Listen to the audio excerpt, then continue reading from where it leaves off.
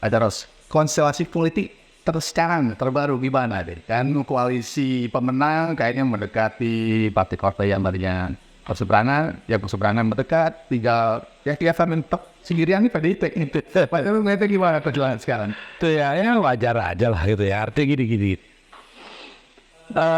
Terakhir kalau nggak salah Muhammad ya PKB merapat. Ya dalam politik itu kan ini sebenarnya yang paling penting ini buat rakyat ya, buat masa di luar partai ya. Kita lihatlah. Makanya percuma juga kan sampai musuh-musuhan, terus bentrok-bentrokan, tidak perlu lah. Pada akhirnya juga mereka juga begitu ya. Jadi gini, kalau konstelasi politik memang kalau saja ya PDIP bergabung ya sebetulnya mungkin kuat tapi jadi mungkin tidak ada check and balance sebetulnya ya kan. Jadi peran dalam pengertian konteks menghidupkan kehidupan demokrasi gitu ya. Yang walaupun di Indonesia tuh gini loh ya, masalahnya PDIP dan memang pada umumnya tidak mengenal kata oposisi di Indonesia gitu ya. Mungkin PDIP ngambil sikap di luar pemerintahan istilahnya gitu ya. Nah ini kan sebetulnya kalau saya kok lihatnya ya, kalau Mbak Mega gitu ya, PDIP mungkin sama Pak Prabowo tuh nggak ada masalah. Ya itu bisa dicek lah, bisa dicek ya. Tapi mungkin persoalannya ada Gibran dan bapaknya ini kan memang mempunyai satu catatan yang khusus gitu ya di PDIP. Sehingga untuk bergabung, saya rasa memang ya mungkin ya para pendukungnya juga menjadi aneh nanti ya PDIP gitu ya. Nah kalau yang lain-lainnya, ya kalau dari dulu saya sudah 11 tahun yang lalu sudah saya prediksi bahwa saja yang lahir bersatu rahim ya nanti akan kembali. Iya itu kan sudah saya 11 tahun yang lalu saya ya waktu kami dipotongin terus itu ya. Waktu itu kan PDIP juga seharusnya punya Hanuranya, punya Demokrat, punya Gerindra. Tapi waktu itu memang belum visioner ke jauh ke depan sehingga ya dibunuh itu akhirnya tidak punya seperti sekarang ini yang memang anomalinya ada penggabungan PKB sama PAN tentu kan. Itu kan dilahirkan dari era reformasi. Kalau yang lain-lain itu walaupun dari era reformasi tapi dari rahim yang sama kan. Jadi ke Demokrat ya, Hanura, ada Hanura juga. Mungkin nggak tahu ya, mungkin itu nunggu waktu gitu ya. Kemudian juga ada Gerindra. Itu kan sebenarnya dari satu wadah, satu rahim, Nasdem. Jadi nggak kaget itu ya. Apalagi kan memang dalam politik yang selama ini kita ketahui dan memang pada umumnya kan nggak ada musuh yang abadi. Yang ada tuh kepentingan bersama yang abadi, ya itu selalu bersama. Yang selalu mengiringi langkah-langkah yang seperti ini. Jadi gini, memang harusnya dipahami juga ya. Menurut saja untuk menang, Prabowo kan tidak punya pilihan lain kecuali ya mendapat dukungan dari Jokowi. Ya, itu langkah yang memang sangat politis ya. Dan juga manusiawi sudah 3 kali loh kalah. Dan dia maju menang ya caranya seperti itu. Hanya mungkin pilihannya waktu itu kalau disodorkan selain Gibran mungkin akan berbeda ya. Dan kalau Jokowi juga tetap di belakang Prabowo juga saya yakin waktu itu tetap menang ya. Tetap menang. Dengan cara-cara yang ada sekarang ya. Dia Erik atau RK gitu ya. Pasti menang juga. Nah dengan adanya ini masalahnya. Waktu di dalam Pilpres ya sedang berlangsung, Jokowi menjadi nilai tambah yang luar biasa ya. Nanti begitu setelah menang ya Gibran di situ, justru saya lihat nilai elektabilitasnya lebih tinggi daripada ya nilai tambahnya bagi Prabowo ya. Artinya ya dengan pengambilan sikap dan langkah oleh mereka atau partai-partai yang ada sekarang ya sebagian besar ke Prabowo gitu. Karena mereka memang tidak punya terlalu catatan yang khusus mengenai Pak Jokowi. Kalau PDIP kan sangat teramat khusus gitu kan. Apalagi Pak Jokowi dengan ente yang mengatakan ya waktu dinyatakan sudah dikeluarkan atau tidak lagi dengan PDIP, ya malah bersyukur. Jadi kayaknya ngenyek banget gitu ya. Jadi memang saya rasa itu sulit ya, karena memang masalah personal ini juga mempengaruhi ya kebijakan-kebijakan ke depan dari para ketua-ketua partai atau ketua umum partai khususnya gitu. Jadi kalau sekarang Mbak Mega untuk tidak bergabung gitu, mengambil keputusan untuk bergabung, saya rasa itu langkah yang memang harus diambil ya. Nah, bagaimana kalau tidak umpamanya ada jalan keluar di mana Pak Prabowo bisa sendiri gitu ya, mungkin akan berbeda lagi gitu. Itu menurut saya. Nah tadi Mas Eus bicara soal Jokowi. Jokowi ini kan eksplisit sudah dibilang tidak dianggap lagi menjadi bagian dari PDIP. Terakhir kan isunya dia akan bergabung ke Golkar gitu kan. Karena dia tidak lagi punya partai istilahnya. Mas Eus melihatnya bagaimana? Nanti apa dia akan punya peran dalam politik Indonesia, mempengaruhi kekuasaan yang sekarang dipegang oleh Prabowo? Selama 7 bulan ini ke depan, 6 bulan lah ke depan, Pak Jokowi masih sakti, ya. Tapi begitu Oktober, itu kan, tidak cukup hanya bermodalkan Gibran. Wapres kan ban serep gitu ya. Jadi kalau dia tidak menjadi salah satu ya unsur atau pribadi yang sangat penting di sebuah partai besar, rasanya ya Jokowi tidak seperti sekuat inilah gitu ya. Bahkan bisa jadi orang bilang siapa lu gitu kan, kayak gitu ya. Kenapa? Kalau tahu dia ke Golkar, saya pernah ketemu JK segala gitu ya, dan yang lain-lain gitu kan. Kan beda, harus dipahami. Golkar itu bukan PSI yang bisa di satu klik aja bisa berubah semuanya.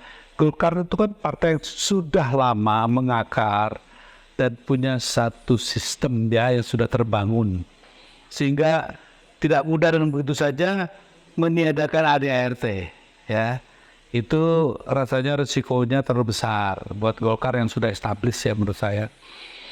Jadi kalau umpamanya langsung ke Dewan Pembina yang seperti apa nih? Karena apa nilai tambahnya di situ? Kita punya pasukan. Apakah pasukan apa itu relawan Jokowi itu tetap bukan partai ya, dan itu juga sangat lemah lah gitu ya, kurang ada nilainya lah menurut saya. Nah jadi sementara ini memang semuanya ya masih di udah gitu saya. Tapi nanti setelah Oktober saya nggak yakin begitu. Nah, Mas Eus lihat gimana?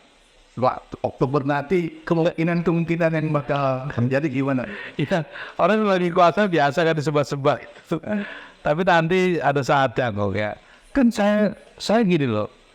Saya paham ya bahwa saya kenal Prabowo ya, dia sahabat saya lah ya. Dia nggak punya kok sifat berkhianat tuh, nggak ada. Dia bukan orang yang seperti itu. Dan bukan pendendam juga.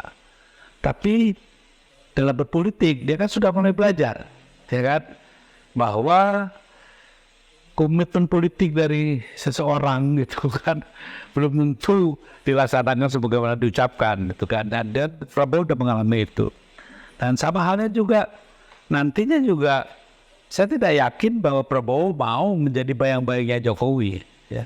Karena ini dalam Undang-Undang Dasar 45 gitu kan, kekuasaan presiden itu luar biasa. Kepala pemerintahan, kepala negara gitu. Ya tidak mungkin lah ya mau jadi bayang-bayangnya, sehingga justru ke depan ini ya sekarang Pak Jokowi boleh aja begitu ya. Mungkin salah satu yang akan dia kuatkan kekuatan konglomerat ini oleh Jokowi. Tapi kan para konglomerat ini juga kan pedagang. Dia begitu karena sekarang lagi berkuasa. Panglima tertinggi, ya, kepala negara, kepala pemerintahan, ini semua beginilah. Tapi begitu jabatan soal lepas dari dirinya, ya masa sih gitu kan. Kan saya kenal juga itu para konglomerat itu kan berapa ya, saya paham lah, saya kenal banget lah watak-watak, sifat-sifat orang-orang dagang itu gitu ya. Sehingga Saya sekarang boleh saja Pak Jokowi begitu, tapi saya kok melihatnya akan terjadi the shifting ya, yang namanya central power itu bukan di Jokowi lagi. Ya mau tidak mau ya di Prabowo gitu ya. Prabowo pasti akan melakukan itu. Oh, itu kan saya kalau bilang pasti itu kan saya bukan pelakunya ya kan ya. Tapi dalam peradaban atau budaya politik di Indonesia sudah dapat dipastikan itu sepertinya akan ke sana ya. Karena apa? Saya kenal seorang Prabowo itu ya banyak yang gak kenal ya selalu ngomong yang gimana. Karena saya kenal dia nasionalisme tinggi tuh ya kan. Dan kedua juga dia memang beda dia. Dia kalau komitmen tuh kayaknya nggak begini-begini gitu kan, saya kenal dia gitu ya.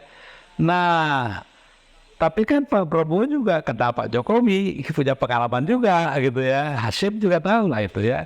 Dan kita semua tahu kalau dia bisa begitu dengan PDIP, pasti bisa begitu juga dengan yang lain, kan begitu ya. Dengan alasan nanti karena dia dikuyok-kuyok gimana ya, saya yang jadi saksi hidupnya lah gitu ya. Andai kata semua komitmen dipenuhi ya kan nggak akan terjadi seperti ini juga. Kan sejak awal aja sudah terjadi hal-hal yang kurang menyenangkan ya. Pada saat itu kan, pada saat di awal-awal 2015 sudah ada peristiwa yang tidak menyenangkan. Jadi hubungannya tidak seharmonis ya pada saat dia masuk ke dalam TDP dan pada saat sudah jadi gitu ya. Jadi memang ada catatan khusus yang akan mempengaruhi langkah-langkah politik ke depan gitu ya. Kalau saya lihat, saya nggak yakin bahwa Prabowo akan menjadi pengkhianat, tapi dia mengambil hal-hal yang sangat logis aja. Misalnya seperti Ya, gambaran. Dia nggak mau dong. Semuanya tuh harus berdasarkan kehendak Jokowi lah, gitu. Dan apakah juga dia akan melanjutkan hal-hal yang dianggap saya kenal Bowo ya. Dia juga punya satu gambaran tentang Indonesia ke depan yang sering saya diskusikan sama dia pada saat dulu ya. Dan nggak mungkin ya dia berubah terlalu jauh, enggak lah. Jadi, nah memang teman-teman banyak yang selalu menghubungkan dengan peristiwa masa lalu gitu ya. Tapi begini, kita harus sadar bahwa kalau kita menghitung kembali peristiwa 98 dan sebelumnya, kan sudah gugur itu, apalagi teman-teman PDIP ini ya. Karena apa? Karena sudah ada rinsu politik yang paling tinggi lah diberikan oleh PDIP, menjadikan dia sebagai wakil presidennya ya, calon wakil presiden oleh Mbak Mega ya pada saat konsultasi Pilpres ya di 2000 berapa itu? 9 kalau nggak salah ya. Kan sudah dengan demikian bersih lah ya. Nah kedepannya tinggal ayo kita nilai bersama gitu kan. Nah hal-hal yang juga mungkin salah satu dia juga menjadi simpati pada saat diskusi terakhir tuh ya, debat terakhir. Dia sudah begitu humble minta maaf begini-begini. Wah tiba-tiba justru malah diserang begitu. Itu hal yang mungkin dalam konteks budaya Jawa Indonesia itu mungkin itu yang membuat orang bersimpati ya, dan tidak bersimpati pada yang menyerang. Nah dalam hal ini tinggal nanti ke depannya apakah Pak Prabowo bisa tampil sebagai kepala negara pemerintahan yang betul-betul genuine atau yang disetir sama Prabowo. Kan nggak mungkin ya sama Jokowi. Masa mau dia begitu kan? Apalagi dia seorang yang saya tahu ya dari keluarganya saya kenal, dari background sebagai militernya saya cukup kenal gitu ya. Kalau saya lihat memang dia dari decent family kan ya. Jadi untuk melakukan hal-hal yang sifatnya tidak menepati janji, berkhianat gitu pada teman, itu bukan sifat dia ya, menurut saya loh ya. Nah kalau saya ngomong ini, wah Mas Heru sekarang baik-baik dia dari dulu kok. Saya lihat aja tulisan saya mengenai dia di tahun reformasi gitu ya. Saya menemani dia pada saat lagi dipecat Soeharto itu kan. Di rumahnya saya temanin itu, pas siangnya dia dipecat Soeharto, saya temanin dia. Pagi kok sampai jam 2 gitu di rumahnya ya. Saya karena bapaknya Om Cu minta saya untuk temanin dia. Jadi saya kenal betul lah ya. Sehingga memang kalau dalam politik itu kan banyak hal-hal yang kemudian dibesar-besarkan. Nah sekarang gini deh, sudahlah. yang secara prosedur legalnya kan sudah selesai nih ya kan. Sekarang tinggal legitimasi nih. Ya. Nah tergantung kepada Prabowo. Kalau Prabowo masih melihat jadi orang yang ditenteng-tenteng gitu ya, sama Pak Jokowi ya legitimasi akan turun. Jadi sebagai catatan aja nih, bersama Jokowi pada saat Pilpres, Jokowi punya nilai tambah yang luar biasa. Tapi setelah menang, ya setelah Oktober, saya kok melihatnya jadi liabilitas ini Gibran tuh ya. Menurut saya justru liabilitas. Nah, ini yang sebetulnya yang saya kenapa sering begitu, karena saya juga ngeman gitu ya.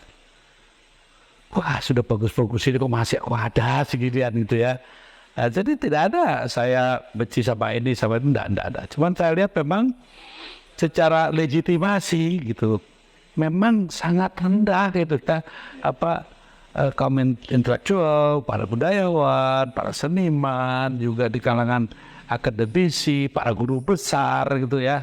Ya masih susah lah memberikan legitimasi, bahkan tidak akan mungkin gitu ya. Karena bukan karena benci sama Jokowi atau Gibran, karena terlalu cinta Indonesia dan tahu harus gimana Indonesia. Nah, sehingga ya tinggal Mas Prabowo nanti silakan. Kalau nilai liabilitas itu akan selalu dibawa-bawa sehingga menjadi beban dia sangat berat ya. Atau demi Indonesia dia bersikap yang lebih diharapkan oleh orang banyak gitu. Kita akan menunggu tuh, Bro. Ya itu nah spam ini gitu ya. Nah ya istilahnya gimana, pakai ada judul anak haram konstitusi sih, itu yang susah kira-kira gitu loh Mas Gibran. Jangan ini loh ya, kita nggak boleh sentimen enggak lah.